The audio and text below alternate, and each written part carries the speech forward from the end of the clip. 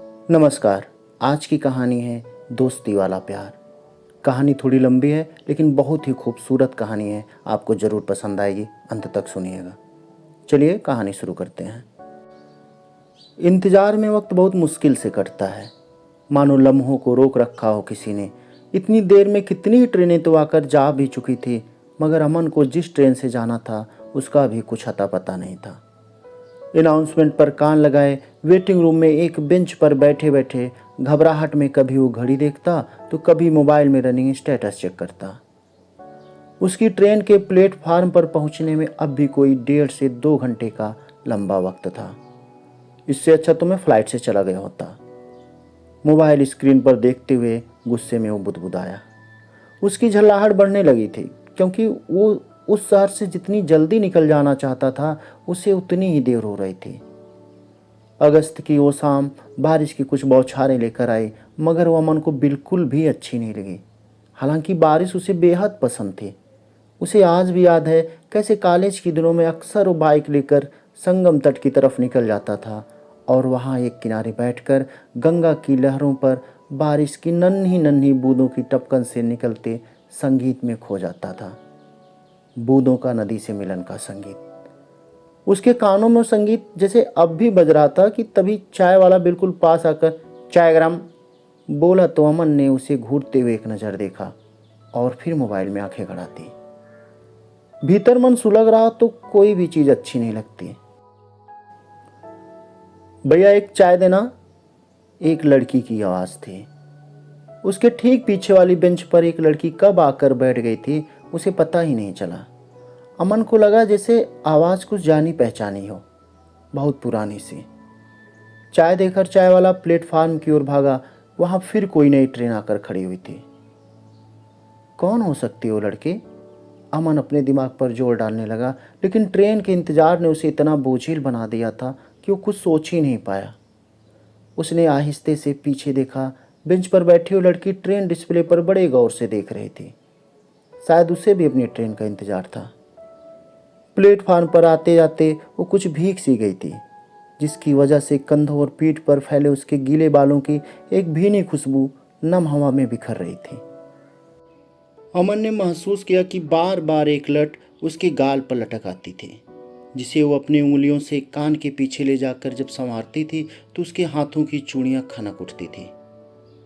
अमन उसकी तरफ दोबारा घूमा ही था कि उसके आहट पर वो फिर से लटक आई लट को कानों के पीछे ले जाते हुए पलटी। अरे तुम! दोनों ने चौंक कर एक साथ कहा। किसी मोड़ पर पुराने दोस्त से अचानक मिलना कितना अच्छा लगता है ना, जिसे वर्षों से अलमारी में बंद कोई बहुत पुराना एल्बम हाथ लग जाए। वो एल्बम जिसमें हमारी पुरानी शक्लें मुस्कुरा रही होती हैं। अमन के सामने भी एक खूबसूरत तस्वीर उभर आई तो उसकी सारी उलझनें जैसे कहीं गुम सी हो गईं। वही आवाज़ और गजल के दो मिसरों की तरह वही होंठ, जिन पर हर वक्त कोई धुन ठहरी रहती थी। वही चेहरा और उस पर वही एक जोड़ी कत्थई आंखें, जिनमें अलहदा से ख्वाब रहा करते थे। माथे पर वही पेशानी और उस पर वही हल्की हल्की शिकन, जिसमें ना जाने कितने सवाल बसा करते थे।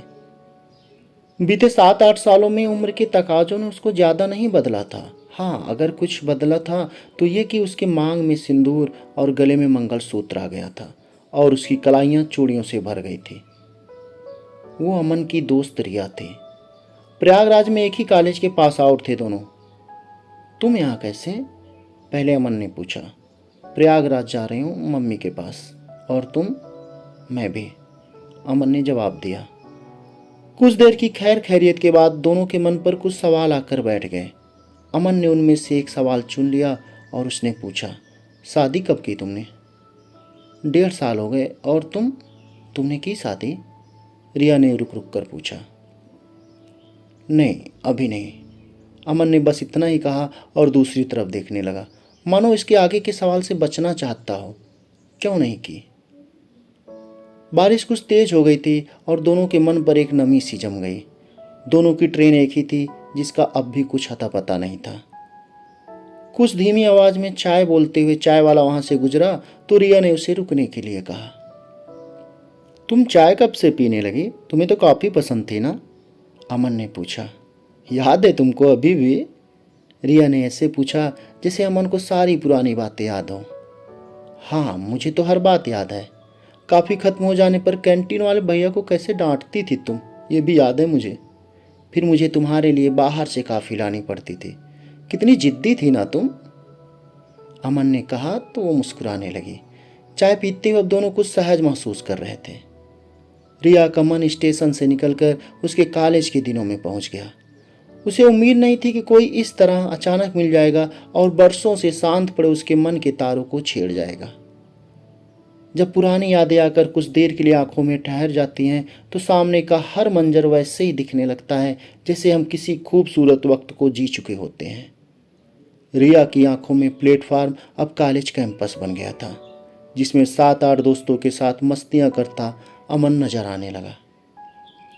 वो भी क्या दिन थे जब जिंदगी जिंदगी हुआ करती थी और ख्वाब की गलियां कितनी रोशन थी। कितना प्यारा ग्रुप था ना हमारा, रिया ने अमन की तरफ प्यार से देखते हुए कहा। हाँ, और हम बहुत लकी भी हैं कि हमें कितने अच्छे दोस्त मिले, तुम जैसे दोस्त, अमन ने जैसे रिया का हम ख्याल बनकर कहा हो। मुस्कुराते हुए बेंच से उठा और रिया का खाली कप लेकर डस्टबिन की तरफ चला गया। रिया की नजरें उसके पीछे पीछे चली गई। एक पल को उसे ऐसा लगा जैसे अमन उसके लिए कॉफी का पैकेट खरीदने जा रहा हो। ये दोस्ती वाला प्यार भी ना कभी खत्म नहीं होता। उसको तो जैसे दोस्तों की उम्र लग जाती है और मौका मिलते ही वो उग आता है एक दूसरे की आंखों में। रिया को अमन की बातें याद आने लगी कि कितना मस्ती करता था और कैसे कॉलेज में दोस्तों की हर छोटी बड़ी समस्या पर कितने प्यारे प्यारे मशवरे देता था। उसने अमन की तरफ एक नज़र भर कर देखा। अमन को भी महसूस हुआ कि रिया जैसे पहले जैसी नहीं थी। उसकी बेबाकी कहीं खो गई थी और शायद शादी के बाद उसकी कुछ आदतें भी बदल चुकी थी। कितनी चुप थी वो। बारिश सब कुछ हल्की हो गई थी और प्लेटफार्म पर इक्का दुक्का लोग ही आ जा रहे थे। ट्रेन का इंतजार करते कुछ लोग घूम रहे थे तो कुछ परेशान थे और बार बार मोबाइल पर रनिंग स्टेटस चेक कर रहे थे। तभी रिया का मोबाइल बज उठा। बेंच से उठकर वो एक कोने में चली गई और कॉल रिसीव करके बात करने लगी। बात करने के दौरान अमन ने नोटिस किया कि वो कुछ परेशान हो गई थी और उसके चेहरे का रंग उड़ने लगा था। बात करके जब वो वापस लौटी तो उसके माथे पर एक नामालूम सी सिकन चली आई और उसकी आंखों के किसी कोने में आंसू का एक कतरा उमड़ आया, जो कह रहा था कि गुजरा हुआ हर एक वक्त खूबसूरत नहीं होता अमन। रिया ने मोबाइल अपने पर्स में रखा और बेंच पर निढाल होकर बैठ गई। बाटल से पानी पिया और डिस्प्ले की तरफ देखने लगी। क्या हुआ रिया, सब ठीक तो है ना? अमन ने अटकते हुए पूछा। उसे इस तरह उदास देखकर वो कुछ बेचैन सा हो गया। हाँ ठीक है सब, रिया ने कहा और अपनी लट को कानों के पीछे फेंक कर वो पर्स से रुमाल निकालने लगी। लेकिन आंसू कहाँ रुमाल का इंतजार करते हैं, वो तो फौरन ही लुढ़क आते हैं गालों पर।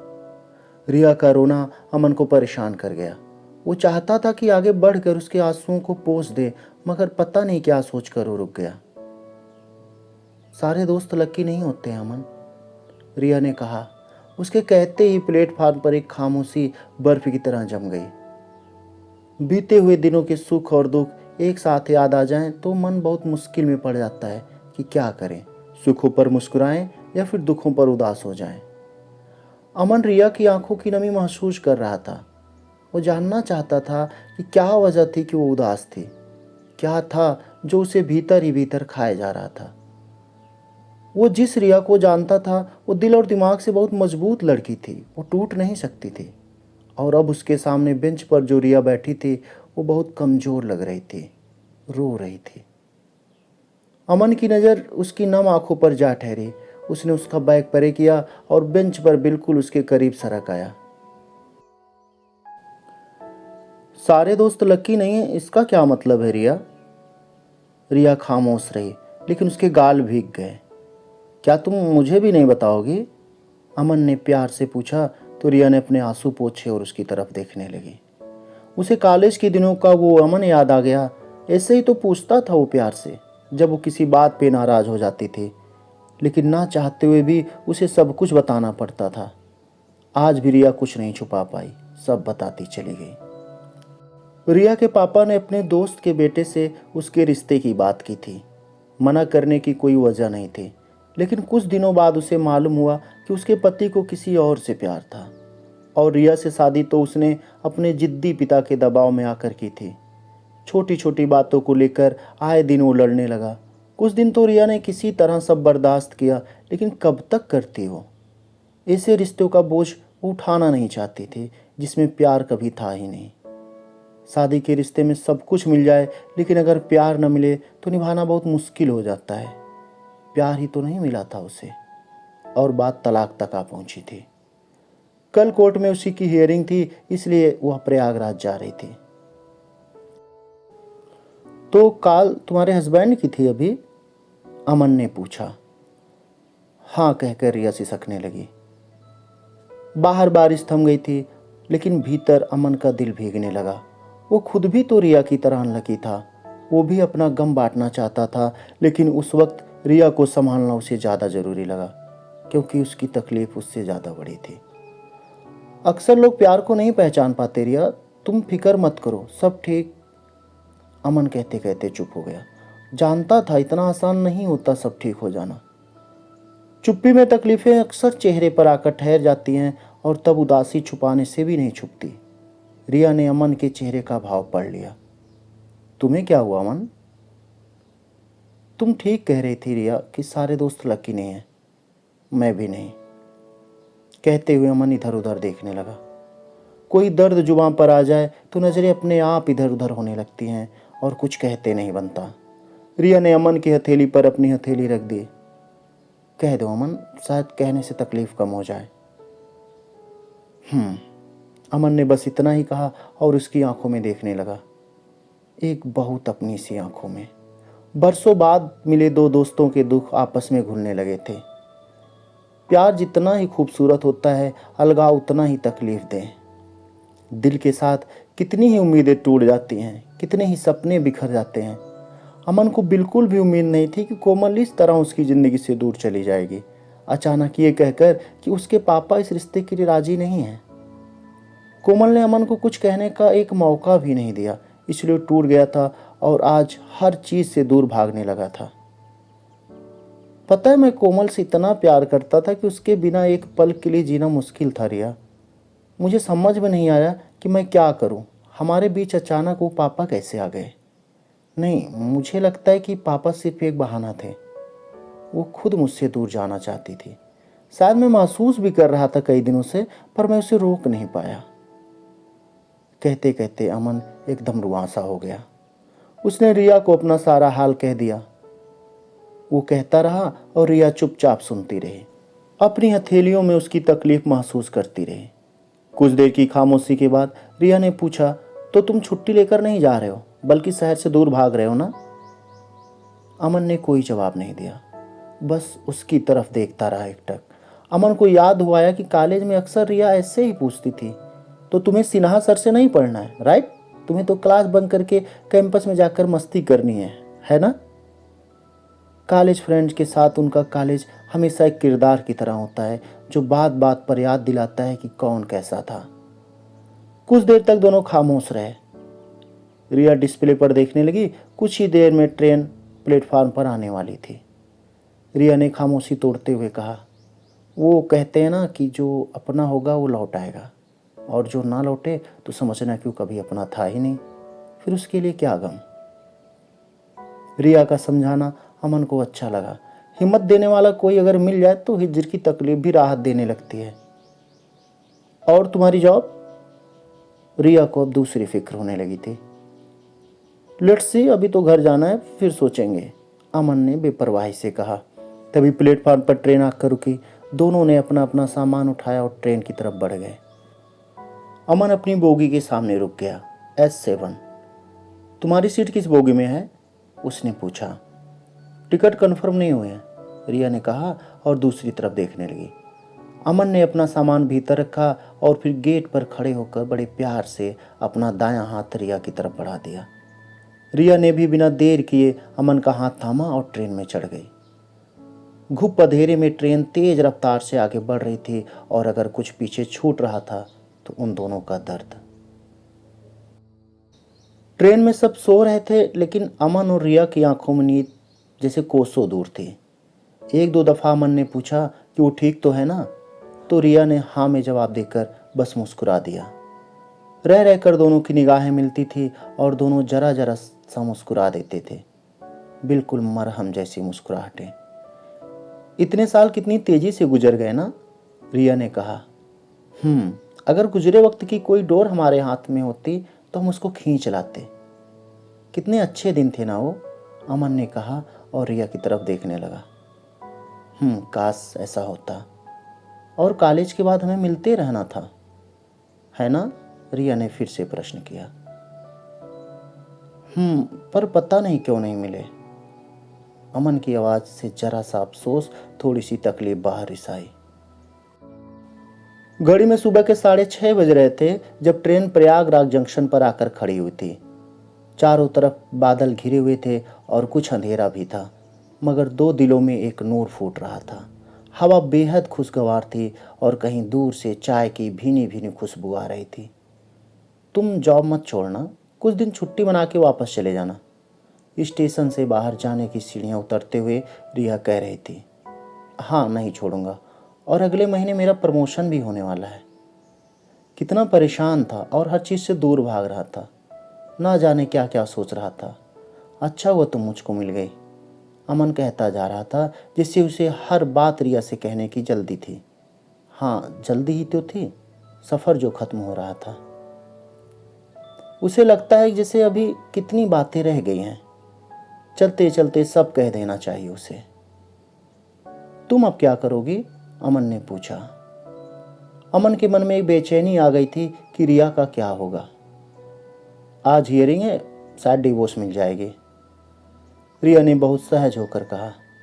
हाँ, गुड, और फिर अपने लिए जीना अच्छी तरह से, अपनी तरह से, पहले जैसी एकदम मस्त मौला होकर, अमन ने हौले से उसके कंधे से अपना कंधा टकराते हुए कहा और फिर पूछा, चाय पियोगी? तो रिया ने झट से हामी भर दी। अमन ने महसूस किया कि रिया कल वाली रिया नहीं थी जो प्लेटफार्म की एक बेंच पर तनहा बैठी थी।